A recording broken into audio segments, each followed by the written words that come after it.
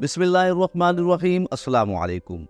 आज इजराइल काफ़ी ज़्यादा गुस्सा है अमेरिका को लेकर, क्योंकि अमेरिका ने ऐसा कदम उठाया है जिससे नेतन्याहू और उसकी आर्मी टीम बौखलाई हुई है। हुआ कुछ ऐसा है कि अमेरिका को सडनली इंसानियत याद आई।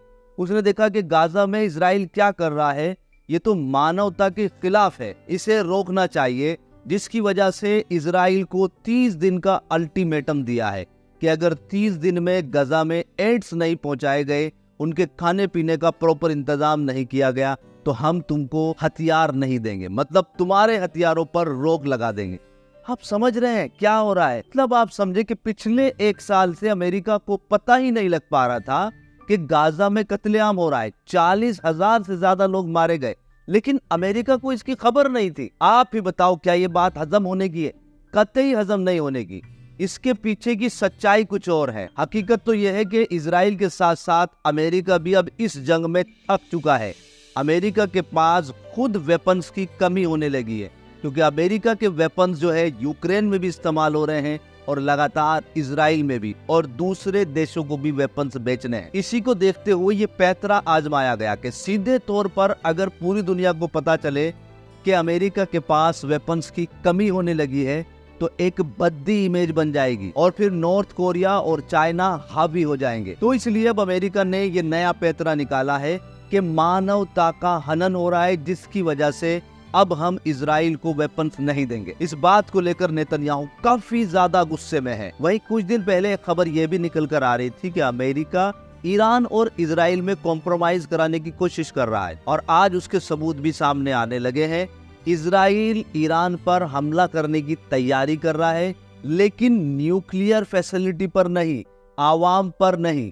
वो कह रहा है कि मैं जो हमला करूंगा वो कुछ कहीं छोटी मोटी जगह पर कर दूंगा, जहां एक छोटा सा सैन्य काफिला होगा, सैनिक वहां से हट जाएंगे, मैं उस पर हमला कर दूंगा और बात बराबर। लेकिन उसके बाद कंडीशन ये है कि ईरान पलटकर हम पर हमला ना करे, जिससे सबको लगेगा कि ईरान ने हमला किया था, अब इजराइल ने भी हमला कर दिया है, बात बराबर। स्क्रीन पर आप साफ तौर पर CNN की रिपोर्ट देख सकते हैं, जिसमें इस पूरी बातों को दर्शाया गया है। तो कुल मिलाकर इजराइल इस वक्त पूरी तरीके से फंसा हुआ है।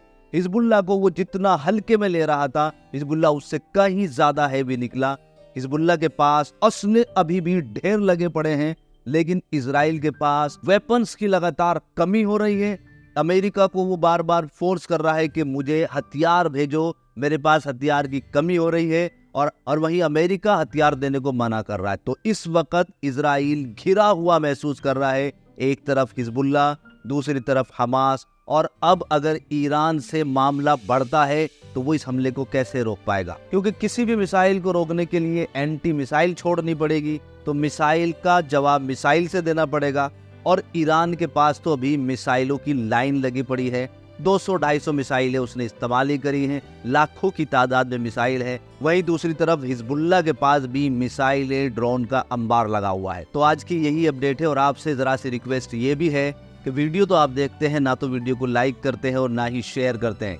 तो इस वीडियो को ज़्यादा से ज़्यादा लाइक और शेयर करें, और अगर आपने चैनल को इसको सब्सक्राइब नहीं किया है तो सब्सक्राइब भी कर लें।